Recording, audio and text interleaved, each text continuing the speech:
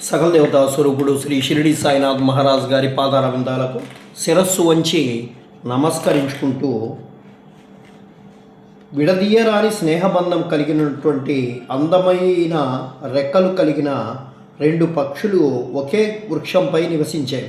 వాటిలో ఒక పక్షి మధురమైన ఆ చెట్టు ఫలాల్ని భుజించేది. కానీ రెండవ పక్షి ఆ ఫలాల్ని భుజించకుండా కేవలం సాక్షిభూతంగా చూస్తూ ఉండేది అనేటువంటి మండకోపనిషత్తు శ్లోకం సద్గురువు సద్భక్తుల బంధాన్ని అద్భుతమైనటువంటి రీతిలో నర్మగర్భంగా వివరిస్తుంది.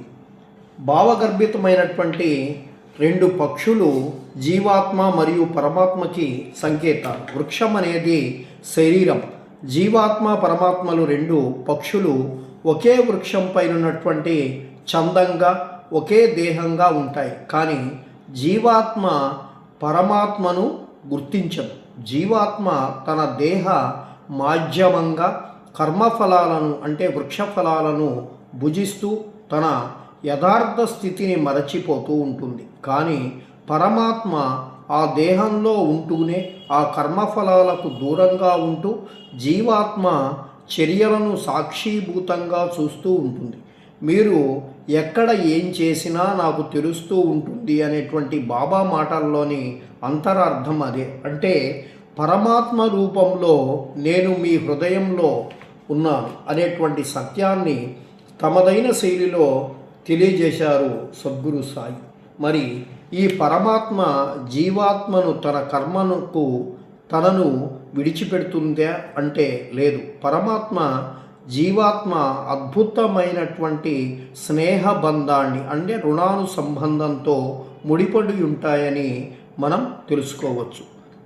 కనుకనే ఆ పరమాత్మ అపారమైనటువంటి కరుణతో సద్గురు రూపంలో ఏతెంచి ఆ జీవాత్మతో అంటే భక్తునితో నడయాడి తదనుగుణమైనటువంటి పరిస్థితులను కల్పించి కర్మ సంచితాలను నశింపచేసి అసత్య దర్శనం గావింపజేసి జీవాత్మను తమలో విలీనం చేసుకుంటూ ఉంటాయి. అంటే ఆ పరమాత్మను నేనే, నాకంటే భిన్నంగా ఏదీ లేదు అనేటువంటి భావన జ్ఞానాన్ని ప్రసాదిస్తాయి. అదే నిజమైన తత్వమసి బోధ.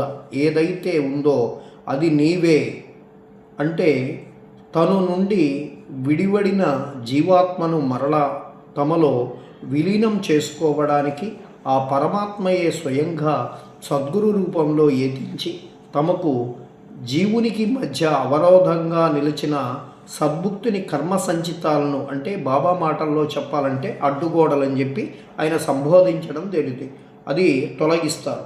నా మసీదు మెట్లెక్కిన వారి కర్మ నశిస్తుంది అనేటువంటి బాబా మాటల్లోని అంతరార్థం అదే. భక్తోద్ధరణకై అవతరించినటువంటి మహాత్ముడు ఈ సత్యాన్నే నొక్కి ఉక్కిరించారు. నేను ఈ ప్రపంచానికి శాంతిని అందించడానికి రాలేదు, నేను జీవుని బంధ విముక్తులను గావించడానికై తీసుకువచ్చాను అని చెప్పి కూడా ఈ సత్యమే ధ్వనిస్తూ ఉంటుంది. ఒకసారి ఒక భక్తుడు భగవాన్ రమణ మహర్షిని గురువు తన భక్తుని కొంత సంక్రమింపజేసి శిష్యునికి ఆత్మసిద్ధి సమకూర్చగలడంటాడు. నిజమా అని అడిగితే నిజమే, కానీ గురువు